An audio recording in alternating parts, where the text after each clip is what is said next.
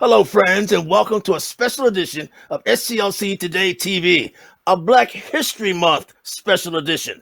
Joining me, of course, is our president, Dr. Steele, Dr. Charles Steele Jr., and our chairman, Dr. Bernard Lafayette. Gentlemen, welcome to a special edition. Dr. Steele, today you're president of the Detroit SCLC chapter, said, wow, you're having Dr. Lafayette on as a guest on the show. He said, that's like having a living legend of the civil rights movement.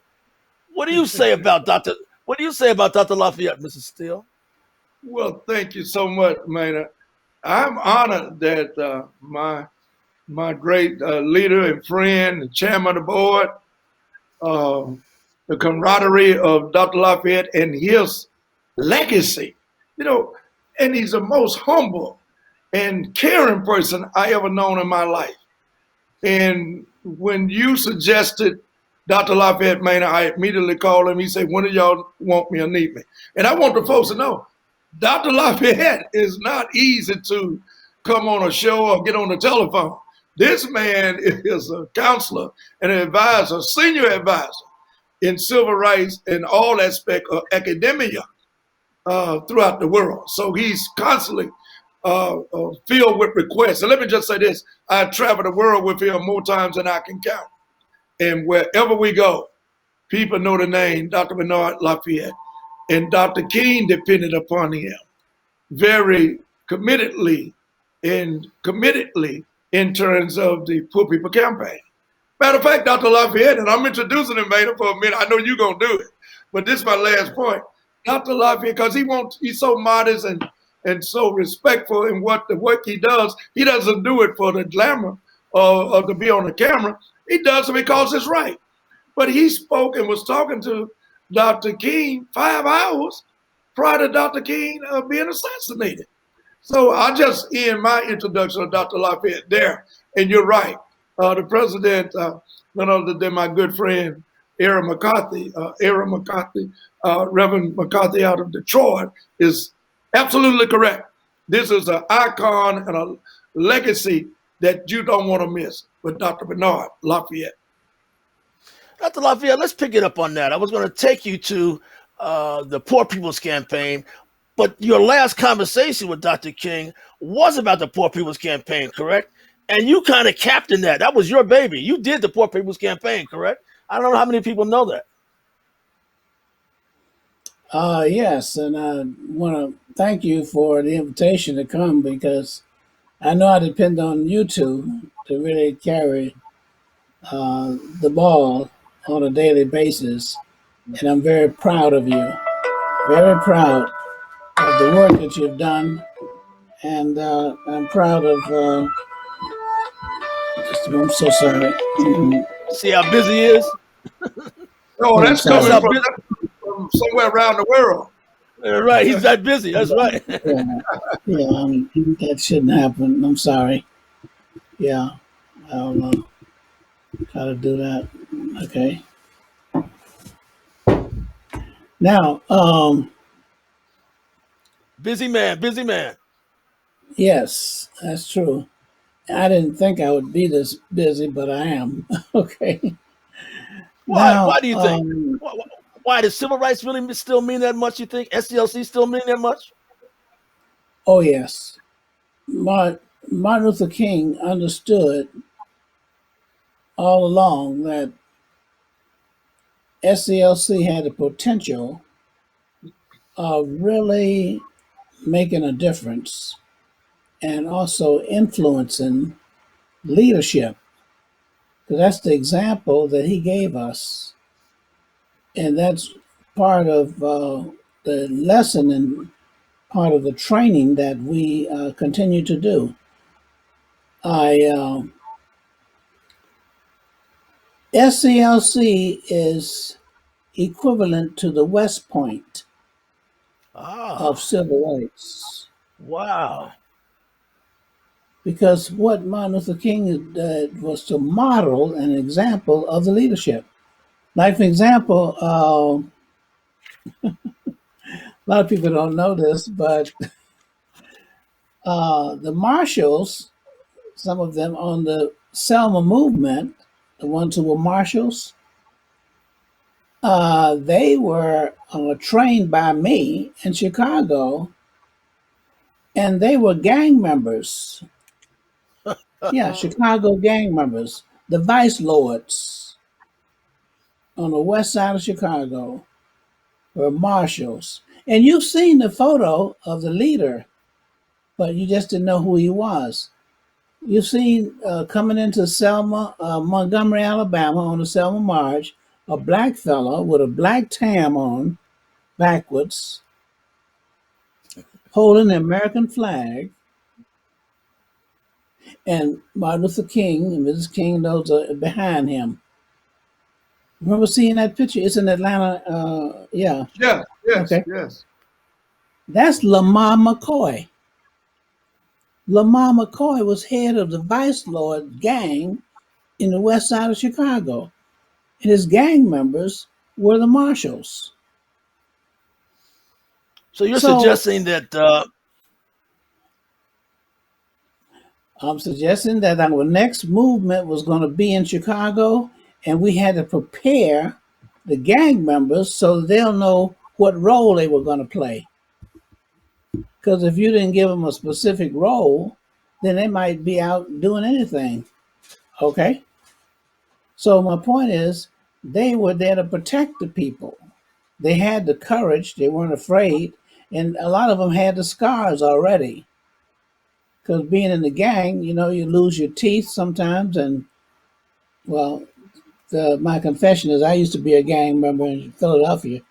Okay, wow, so I knew about gangs, so it's no that's question. So that's new information there. SCLC, yeah. But when you think about Martin Luther King, he had people on his staff that he selected who had military experience. This was a nonviolent organization. Hosea Williams, Right. military. Jim Bevel, a gunner on a submarine. That's what I'm talking about. Okay? So, my point is, we must always be able to understand the different components and how they fit together. Now, in terms of Martin Luther King building that organization as SCLC, that was an opportunity for leaders in various communities locally to be able to identify with a national organization. All right, a national organization that was believed in uh, action and marches and demonstrations and that kind of thing, etc. Now, the NAACP believed in going to the courts because they also make decisions about change, and that's important too. The March on Washington with Martin Luther King. There are a lot of people who leaders now. I'm not going to call any specific names, but a lot of the leaders said no, we're not going to go. And the reason why, which is logical, and that's why I say always try to understand the other side. The logical thing is that if you got all of those angry black folks in Washington, D.C., the nation's capital, you end up having a big riot. Okay? So they didn't want to participate in the March on Washington. It was only when their members, their local chapter members, started calling their own headquarters and say, where do we park our buses? Because they'd already planned to come. But Martin Luther King issued the call. So they couldn't have their members up there in Washington, and they weren't there. So some of those speakers that you had there on the March on Washington, they had not planned to come. But Martin Luther King did not give up. He went ahead with it. And with all of those masses of people, okay, there was no violence.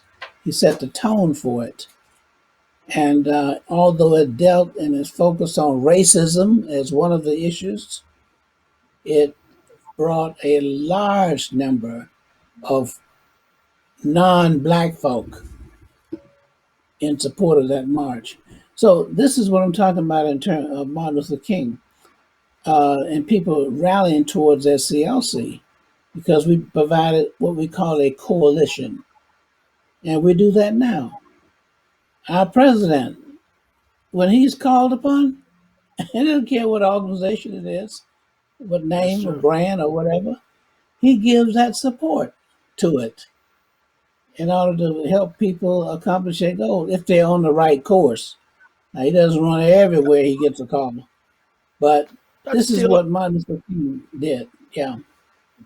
Dr. Steele, let me ask you something to piggyback on what Dr. Lafayette just said. Black Lives Matters, young people this summer, for example. You lamented that one of the things missing was the coaching, the training of SCLC led by Dr. Lafayette. Is that correct? I mean, if that's Yeah, what you yeah, think has been missing.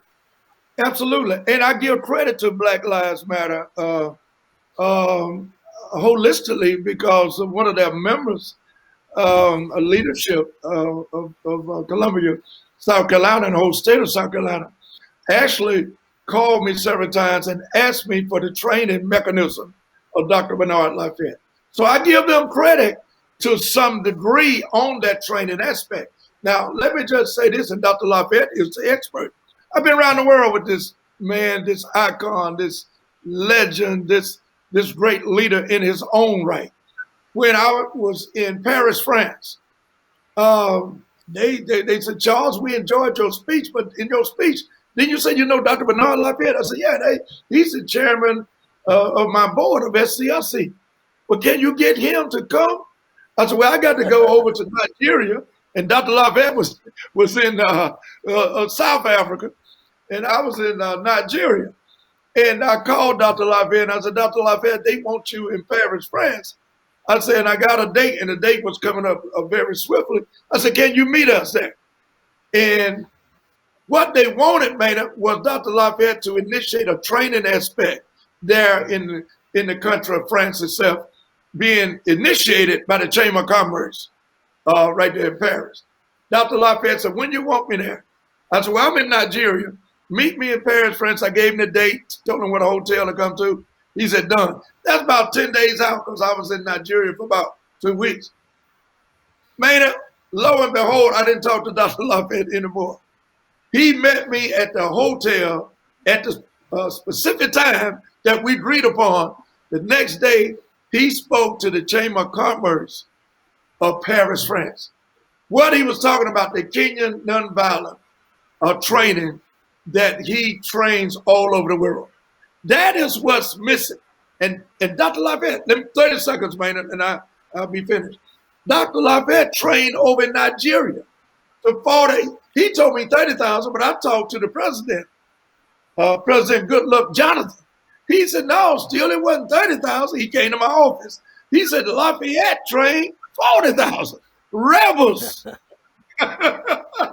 Listen, ladies and gentlemen, rebels. He and Charles Alpin with their training team, they trained 40,000 rebels and told them to put down their guns. And they put them down. And Dr. Lafayette and Charles Alpin and the rest of the team indoctrinated them on the peace and nonviolence teaching and training of Dr. Martin Luther King Jr. I say that on a capsule. I could go on and on, but that's what's missing. But I give credit to the young people. They are thirsty for this training. It just have to be structurally in a process. It doesn't happen overnight. So you mean the gang member trained rebels in Africa, huh? He's something else. Absolutely. They were rebels.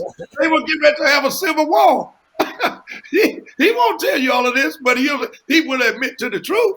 This great leader in his own right, Dr. Bernard Lafayette, had them, and they were rebels. They were getting ready to have a fight from the north and the south going to fight in Nigeria. It's documented. The president at the time himself, Goodluck Jonathan, president of Nigeria, told me that story as well. Dr. Lafayette, let me ask you a question that I'm often asked, and I'm sure you've heard before. Would there have been a civil rights movement without Martin Luther King Jr.? Well, I want to don't want to speculate about it, but it wouldn't have been the kind that we have now, I don't think. Because in terms of, it's a difference between having a demonstration and having a movement. And Martin Luther King understood not only the actions that make a movement, but he understood the way of thinking. You have to always, for example, structure your movement in a way that you can win the opponents over. Now, that's not easy, but you can win your opponents over. And he identified people who had the ability to train folk in that, like Jim Lawson Jr. Martin Luther King asked him to come south and do the training of these young people. And the training Jim Lawson did in Nashville made all the difference. We learned. It's no coincidence that John Lewis ended up in the United States Congress. We were working on voter registration. Okay. Who was your roommate, right, Doc? He was my roommate in college. Right. He's the one that persuaded me to go get the training. I didn't have time for any workshop. I was already working. Okay, I was down to the second floor, the librarian, and I was washing pots down in the kitchen there at the dormitory. And the reason I was washing pots is because I like pot liquor, and I wanted to make sure that I got all the leftover pot liquor. Okay, so I was busy working, and I told him I didn't have any time for any workshop.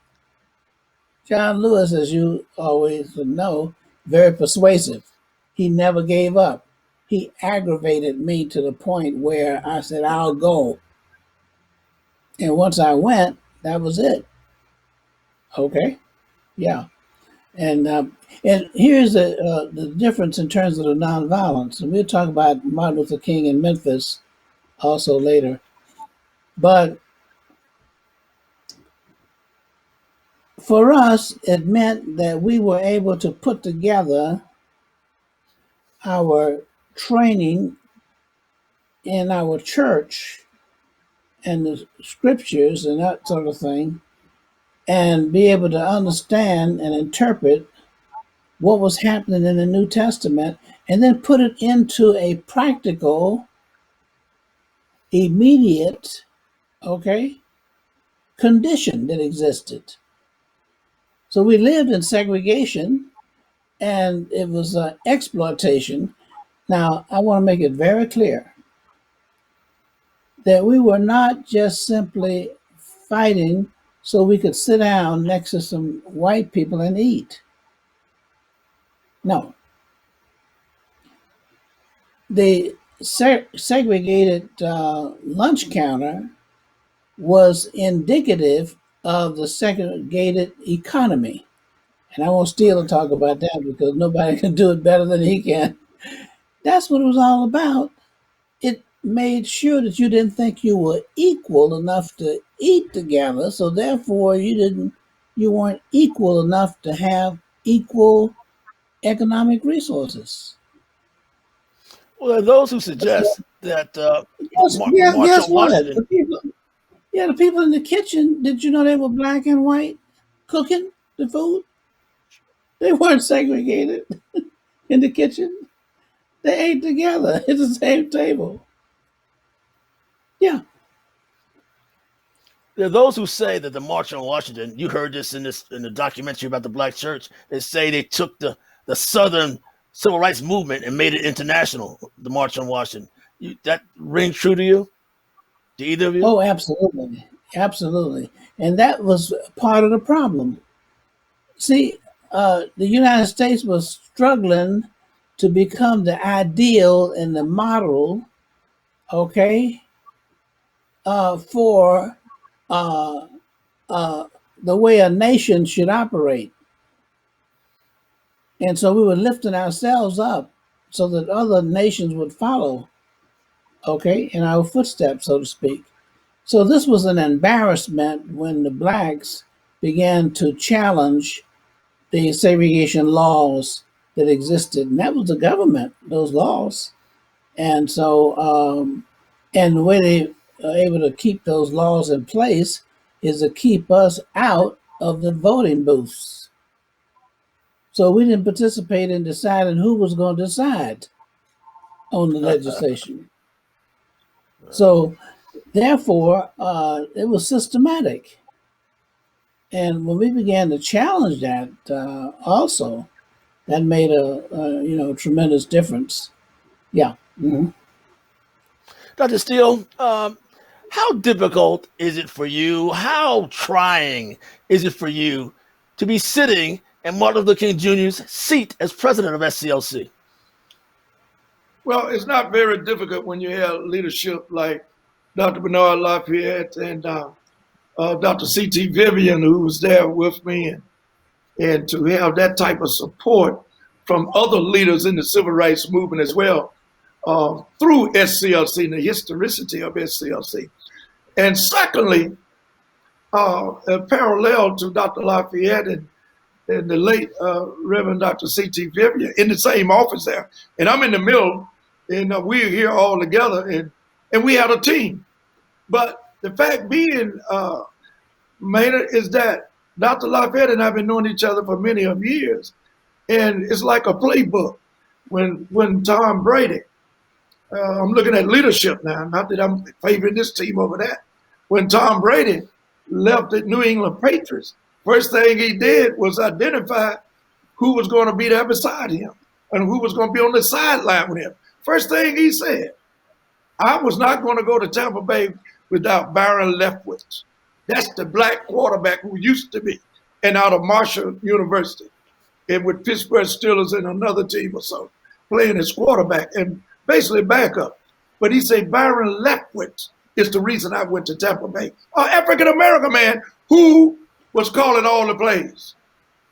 Dr. Lafayette, with the historicity of his relationship with the civil rights movement and his relationship with me for over 35 years, that means something. I would die and give the supreme sacrifice, trying to make things right with that type of support of Dr. Lafayette and others who supported me. But I traveled the world with Dr. Lafayette. I've read books about Dr. Lafayette.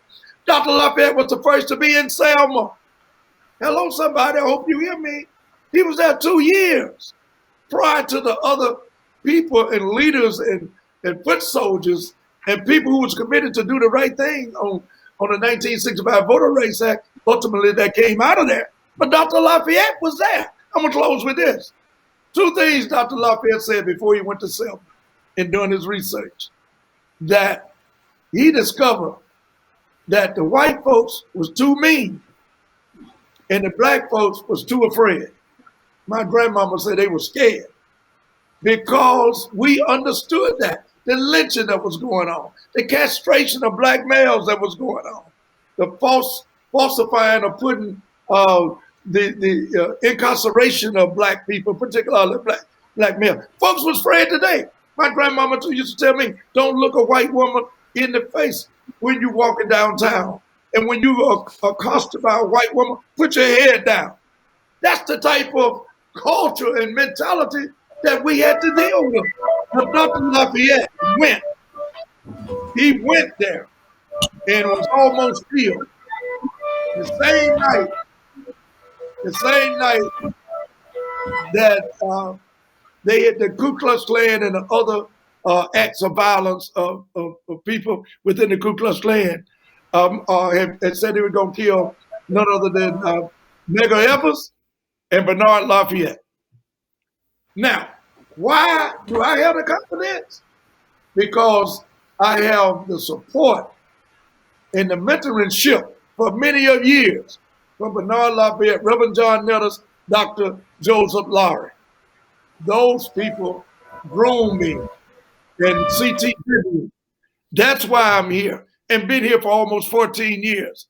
And we ain't going nowhere in terms of losing SCLC with this type of history. I'm just here for a short period of time to fill that gap. But it's because of Dr. Bernard Lafayette and being a visionary. Dr. Lafayette, very briefly, where does the civil rights movement, where does SCLC go from here? Busy man. Well, I think that's important to recognize the fact that we are able to see our young people rise up. For a long time, they were very quiet. That's true. Okay. And once these individuals started getting shot and killed, they began to identify with that. So a lot of their reaction has to do with saving their own lives. And so what happened is that when we began to identify with the fact that this was not, they were not immune from this, because a lot of their friends were victims. And so, in other words, it was bringing the violence home that they saw that made the difference. And so, and then when they protest, they themselves became victims. While they were protesting the victimization, the protesters became the victims as well. So I think that what I see happening now, and I'm very proud of it, they want to know more about this nonviolence and the movement of the past and of this. They talk about the '60s because that's when they identify the movement of the '60s because of the change that took place during that period. They also recognize that they have some opportunities now that they didn't have before. Like we had segregated colleges, okay, and universities. That's has come now to a minimum in terms of the number of places that outright discriminate against, blacks in higher education. I was able to get my degrees from not only American Baptist College, but from Harvard University. I have 2 degrees, okay? In fact, 2 weeks after I was accepted into the master's program, they put me on the admissions committee. I don't know, it may have something to do with the way I was interviewed, okay? But I was able to get a lot of blacks into Harvard University because I was on the admissions committee. But the point is, we have to look at what has changed since that period, what has not changed, and what has gotten worse. And when we look at what has happened, that increase in the prison population, those years that you spent in jail take away from your life. That changes your life. And it makes a big difference in terms of what your life is going to be like from that point on. So we got to focus on that as well. The other thing is training in terms of leadership. Now, what I basically do is Zoom my training. In fact, I've been on this past week already about 8 Zooms, and a large number of those Zooms for young people, from other countries even, all over. And in fact, I started out in the prison program in Greenhaven, New York. I was asked to come in there because they were having riots. So I trained the inmates in nonviolence so that they could be trainers. And this program now, called AVP, Alternatives to Violence project is in 60 countries around the world, in Wow. prisons as well as communities. So I don't make a lot of noise, as you know, about what I do. I just try to get it done. Now, with this Zooming going on, now here's what I want to see happen, and I want to make sure this, if because I don't know how long our program might last, but um, what needs to happen now, since we don't teach civics in schools anymore. They did when I was ninth grade civics. Yes, they don't have that anymore. So, what I'd like to see churches and civil rights organizations, social action organizations, and that sort of thing get together in your own communities and create a youth legislature. Yes, young people from ages 12 to 17. Let them elect young people their ages into a youth legislature. They already have the districts outlined, so you just find a person from that district to run for, legislator and senators, all those included. You can have your youth governor if you want to, okay? And an attorney general. In other words, replicate what we already have. So, and then let those students elect their own choices among themselves, and then they will understand the function of these kind of offices.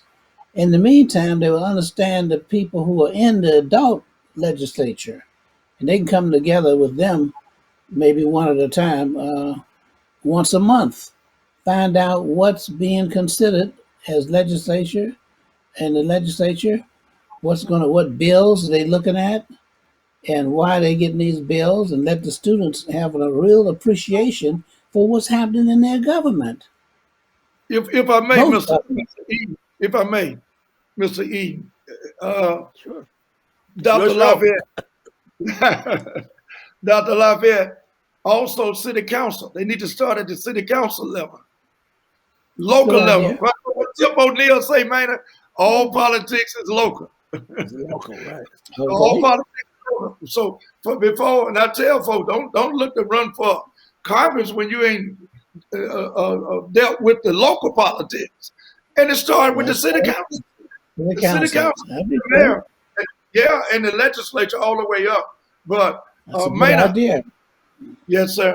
Maynard, if I may say, you're going to need to do two parts with this, man. You got Dr. Lafayette with all this information. Sir, you need to let our people know where we go from here, because you got somebody on our show today that we would normally would not have in terms of our regular programming or any other programming. You ain't going to see Dr. Lafayette on any other program, because he's not about the camera. He's about the work. He will get there occasionally, but he ain't chasing down no Zooming or to be on TV. That's what I'm saying. But he will come on SCLC TV. So, Mr. Eden, are we going to have another program like this, or will we continue to talk and have 2 seconds of this? Well, you put me on the spot again. It's your show. I do think we've had a good show here. If Dr. Yes, sir. Lafayette would like to continue next week, we're gonna have a part 2. But I do think this one, in my professional opinion, has kind of come to a comfortable end. And again, Right. we can either talk about them or have them join us next week if you like. I think next week would be good in a continuation, because it's not every day that he has the time. Nor do you, our producer, or myself, because so many things are going on, and with the knowledge he has. We'll And see his you next phone week. This keeps has been going it. off. Yeah, as you All notice, right, his phone. exactly. I know. Next week he'll turn his phone off. But anyway, thank you, Dr. Lafayette. Okay. Really, this has been a special occasion, a true treat, and an educational experience. And we hope for a part 2 if you have the time next week. But either way, Well, this has been a special edition of SCLC TV. Well, thank